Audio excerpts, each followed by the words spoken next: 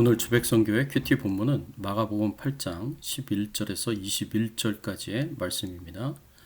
바리새인들이 나와서 예수를 힐난하며 그를 시험하여 하늘로부터 오는 표적을 구하거늘 예수께서 마음속으로 깊이 탄식하시며 이르시되 어찌하여 이 세대가 표적을 구하느냐 내가 진실로 너희에게 이르노니 이 세대에 표적을 주지 아니하리라 하시고 그들을 떠나 다시 배에 올라 건너편으로 가시니라.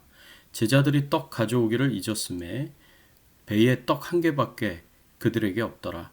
예수께서 경고하여 이르시되 삼가 바리새인들의 누룩과 헤롯의 누룩을 주의하라 하시니 제자들이 서로 수군거리기를 이는 우리에게 떡이 없음이로다 하거늘 예수께서 아시고 이르시되 너희가 어찌 떡이 없음으로 수군거리느냐 아직도 알지 못하며 깨닫지 못하느냐 너희 마음이 둔하냐 너희가 눈이 있어도 보지 못하며 귀가 있어도 듣지 못하느냐 또 기억하지 못하느냐 내가 떡 5개를 5,000명에게 떼어줄 때에 조각 몇 바구니를 거두었더냐 이르되 12이니이다 또 7개를 4,000명에게 떼어줄 때에 조각 몇 광주를 거두었느냐 이르되 7이니이다 이르시되 아직도 깨닫지 못하느냐 하시니라.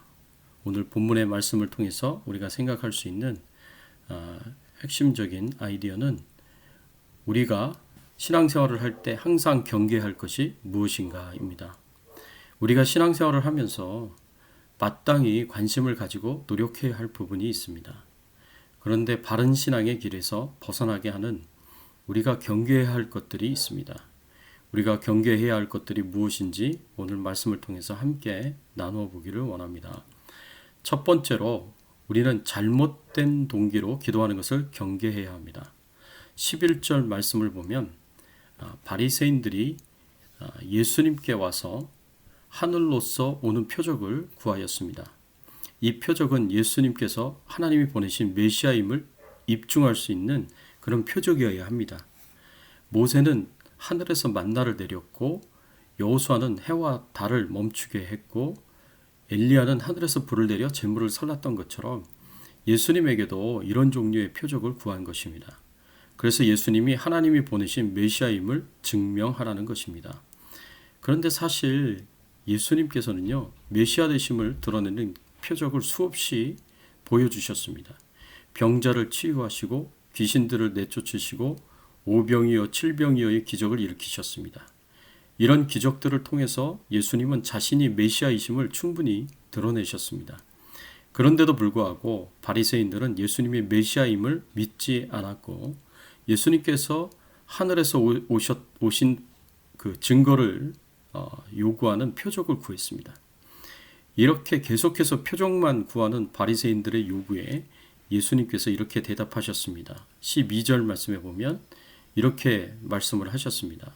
예수께서 마음속으로 깊이 탄식하며 이르시되 어찌하여 이 세대가 표적을 구하느냐 내가 진실로 너희에게 이르노니 이 세대에 표적을 주지 아니하리라 하시고 예수님께서 이 세대에 표적을 주지 않으시겠다고 말씀하셨습니다. 이 말씀은 바리새인들이 요구하는 대로 표적을 행사하지 않으시겠다는 말씀입니다. 왜 예수님께서 바리새인들이 요구하는 표적을 행하지 않으시겠다고 말씀하셨을까요? 그 이유는 바리새인들이 표적을 구하는 이유가 예수님이 메시아이심을 믿기 위해서가 아니기 때문입니다. 만일 이들이 예수님을 메시아이심을 믿기 위해서라면 이미 예수님께서는 충분히 표적을 보여주셨습니다.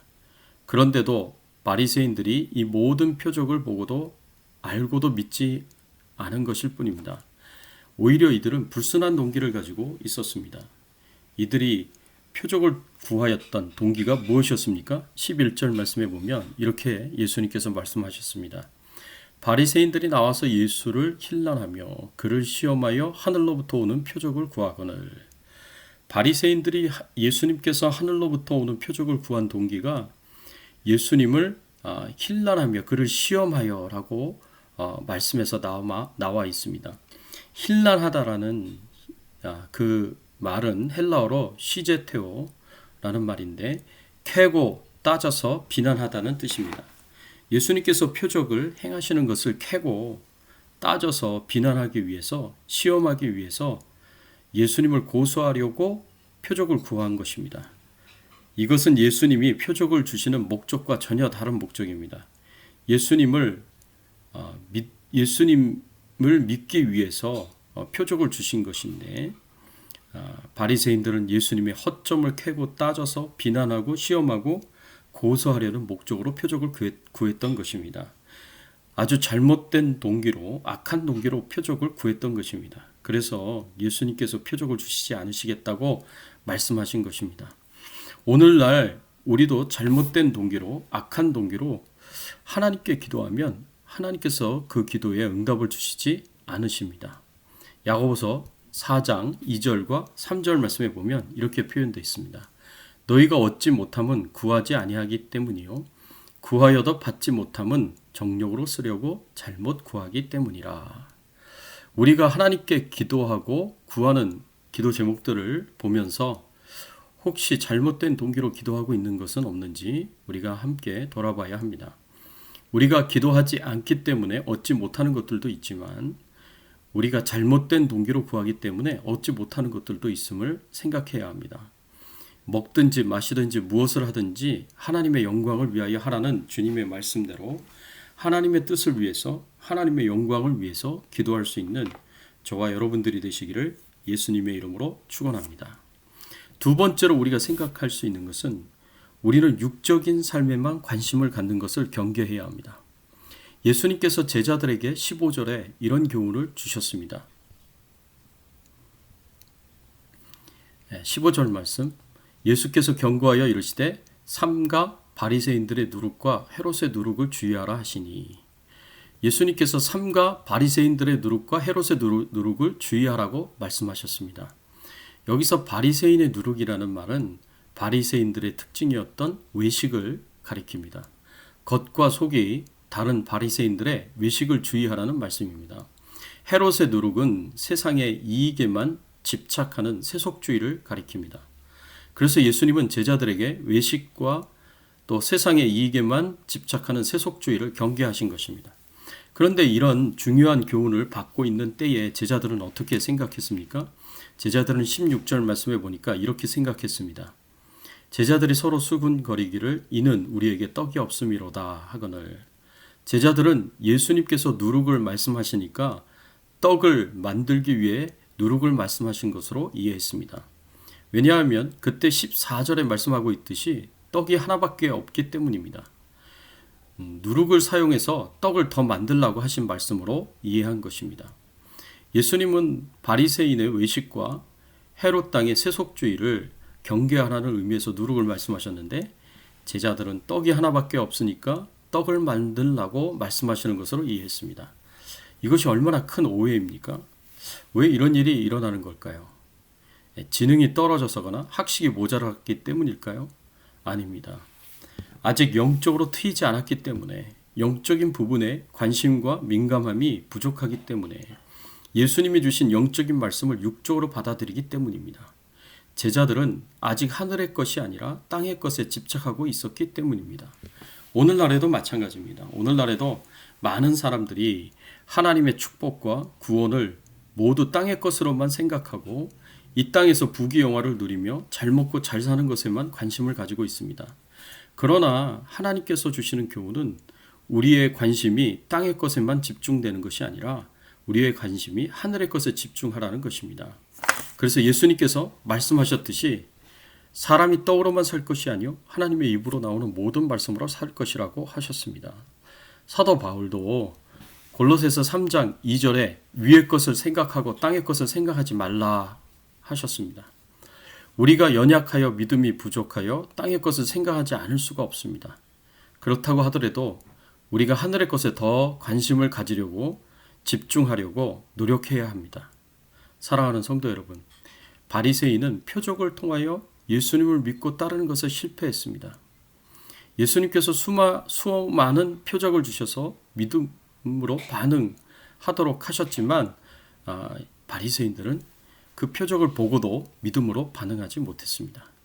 제자들도 마찬가지입니다. 제자들도 예수님의 교훈을 영적으로 이해하지 못하고 육적으로만 이해하려고 했습니다.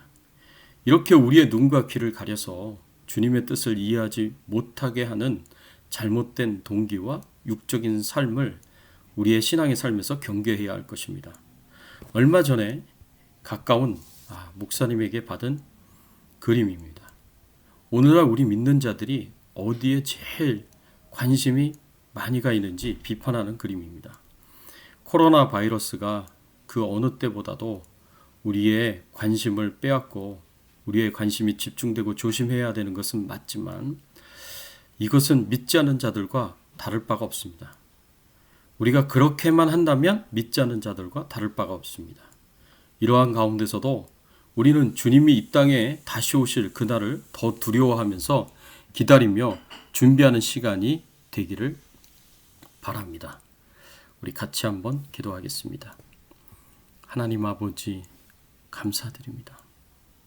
예수님을 통해서 우리의 모든 죄가 용서함을 받고 구원받게 하시니 감사드립니다. 하나님, 우리를 죄와 사망의 권세로부터 구원해 주신 하나님께, 우리를 코로나 바이러스로부터 구원하여 주실 하나님께 더 큰 관심을 갖게 하여 주시옵소서. 하나님만이 우리의 최고의 관심사가 되게 하시고 하나님 나라와 하나님의 영광을 위하여 우리가 할 일이 무엇인지 알게 하시고 이 사명을 잘 감당하게 하여 주시옵소서. 예수 그리스도의 이름으로 기도드립니다. 아멘.